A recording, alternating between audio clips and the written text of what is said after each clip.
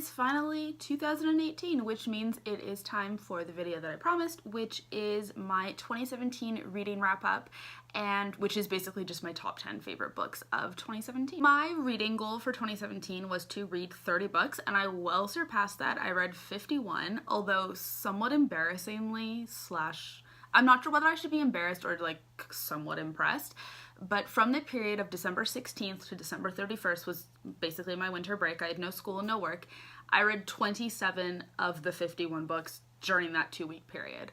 So on one hand, it's slightly impressive, like that's a lot of books in 2 weeks. On the other, because I basically did nothing but sit at home and read. On the other hand, I didn't read a ton of books during the year. So this year I definitely would like to try and like even that out a little bit more rather than it being like this and then at the end. So I've carefully chosen my top 10 books out of those 51. I have not ranked them because that would be way too difficult. I did really enjoy all of these. They're not all necessarily new books that came out in 2017, just books that I read during the past year that I really, really loved. So let's get on into it. First is Under Rose-Tinted Skies by Louise Gournal, which I didn't actually think that I would like. I held off on reading this for quite a while, and I thought that maybe it was the kind of book that was just a little bit overhyped.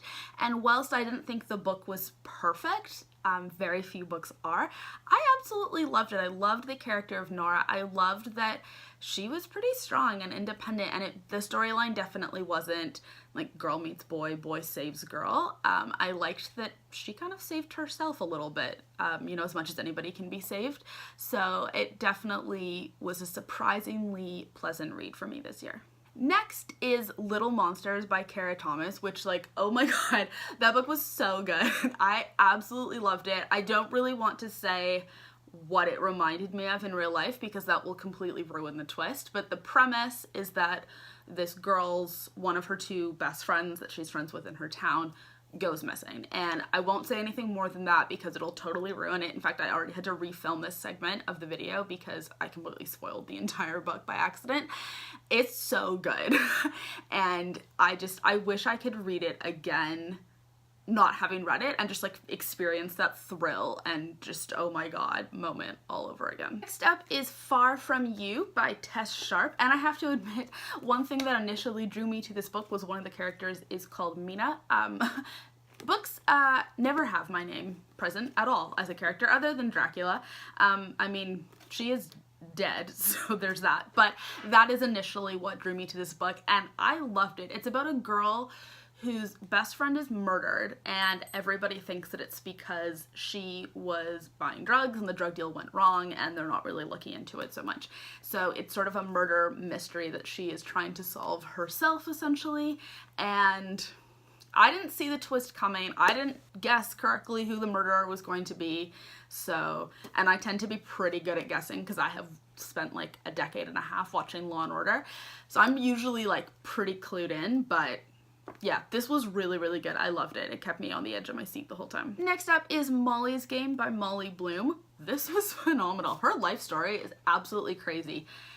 Now, I have to say, if you want to read this, I would recommend seeing the movie first and then reading the book. And I never recommend that. I always think you should read the book first and then see the movie, which is what I did for this. But I think that that way around is a little bit frustrating. I think because the movie does take some artistic license with her story, I think it would be better to see the movie and then read the book to feel like a bit more illuminated as to what actually happened. But this is so good. This is probably one of the best memoirs I've read in a really long time. Incidentally though, there are 3 memoirs in this video, but this was just phenomenal. It's like short and snappy and she writes really well, and I just like, you almost just can't believe how a 25-year-old, someone in her mid to late 20s, was orchestrating like the most insane, ridiculous, exclusive games of underground poker for like Hollywood's elite and like people on Wall Street and the Russian mob, and this is just like a roller coaster ride from start to finish. I figured I'll just do like all the memoirs at once. So the next one is Journey into the Whirlwind by Eugenia Ginsberg, who this is very different. So this is written by a woman who was Russian, and she was living in Russia during the purges under Stalin, and she was actually arrested and you know, sent to prison and sent to the gulag, and it is apparently, the little blurb at the top says probably the best account that has ever been published of the prison and camp empire of the Stalin era, and I haven't read enough to know whether or not that's true, but I can say without a doubt that her account is incredibly moving, incredibly well written. It has been, like, not verified, I guess, but, what's the word I'm looking for? Corroborated. People who were in the camps with her, who knew her, have corroborated her accounts of various things that happened, so you know that it's, you know, for the most part true, and it is, I mean, it's a long book, it's a heavy book, it's not light and fluffy, it's talking about really, really serious stuff. At the same time, it's not graphic, so if you tend to shy away from memoirs about stuff like this because you're worried that they're too graphic, this gives you a really great overview. It discusses everything, but I didn't find that there was anything too graphic in it at all. And the last memoir is How to Murder Your Life by Kat Marnell. I did an entire book review video for this book because I love it so much. I was really upset when it ended, and I really hope she's gonna write another book. Kat Marnell was a beauty editor for Lucky magazine, which is under the empire of Condé Nast in New York City, and she also then worked for XO Jane, and then she wrote for Vice, and pretty much that entire time she was a drug addict, and it's basically just a chronological account of her life from childhood through to, I think, when she went to work for Vice, and discussing drug use. And I think it is really important to discuss drug use in women. I think often that gets forgotten, and this is an amazing account of a female drug addict. This next book is also nonfiction, but it's not a memoir, and that is Putin Country, A Journey into the Real Russia by Anne Garrels.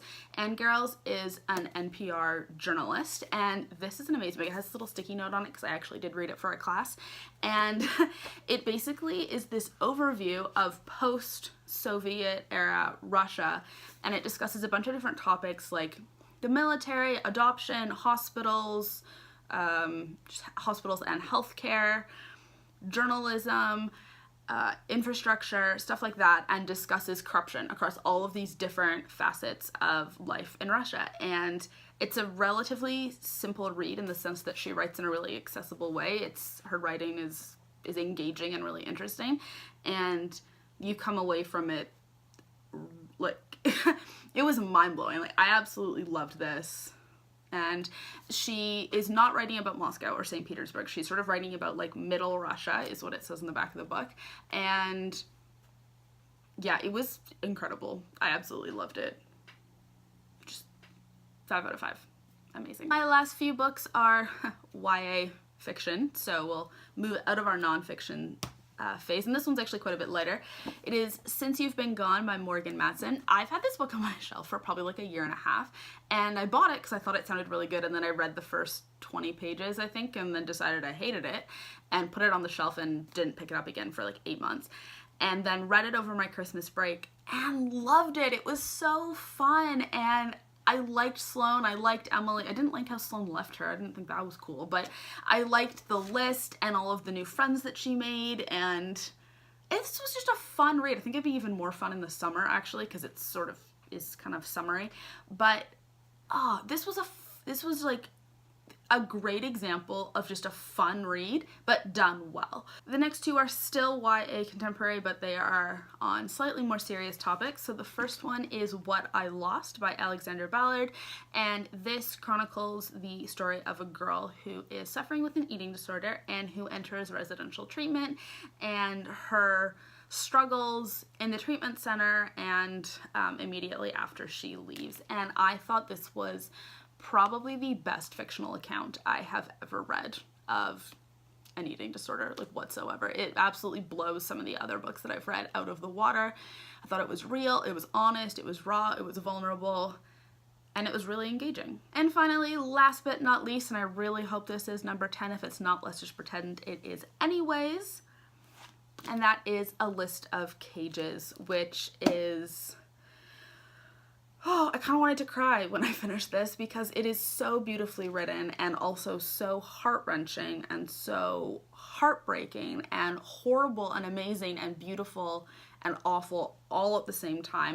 It does deal with child abuse, so just as a heads up, if that's something you don't want to read about or aren't comfortable reading or just kind of want to know before you go into it. But the way it is written is absolutely incredible, and I think that this is an important read for everybody. Actually, I think everybody could read this and get something out of it. And that is it for today. Thanks for watching, guys, and I'll see you next time. Bye!